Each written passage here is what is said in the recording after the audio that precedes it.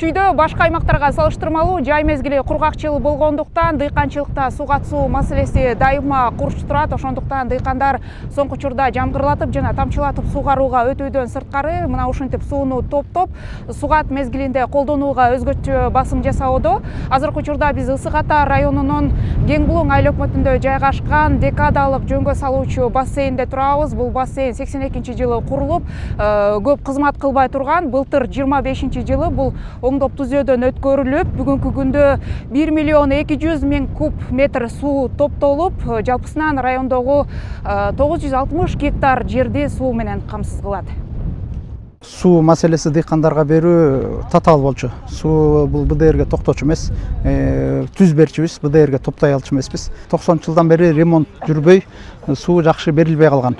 Азыр ремонттон кийин биз БДРди толук толтуруп, дыйкандар былтыркы жылдан баштап толук сууну бул БДРдан сууну толугу менен алып, бардыгы канааттандырарлык чүмдөрүн алып жатышат.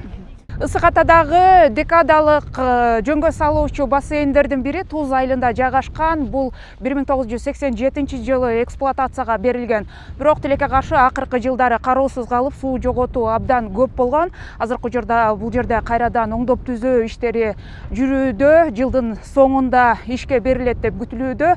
Толук ишке киргенден кийин бул жактагы 2 айыл өкмөттүн тактап айтканда 2,5 миң гектарга жакын жерди суга суу менен камсыздайт. Бул БДР суу сактагычы көп жылдан бери каралбай калгандыктан потеря суу көп болчу.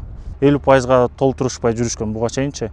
Азыр биз реконструкция кылып, оңдоп түзөө иштерин кылып бүткөндөн кийин уже толук кандуу 2 миллионду толтуруп берсе болот. БДРдин ичинен болсо 650 миң куб грунт чыгарылат.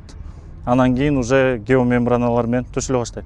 Бул жерде обводной каналдардагы жараксыз состоянияга келип калган, уже плиталары, каналдар бузулуп кеткен. Ошолорда полностью обводной каналдардагы полностью башынан куюлат. Ысык Ата районунда жалпысынан 6 декадалык жөнгө салуучу бассейн жана 20 суткалык жөнгө салуучу бассейн бар. Алардын жарым-жартылай азыркы учурда иштеп жатат.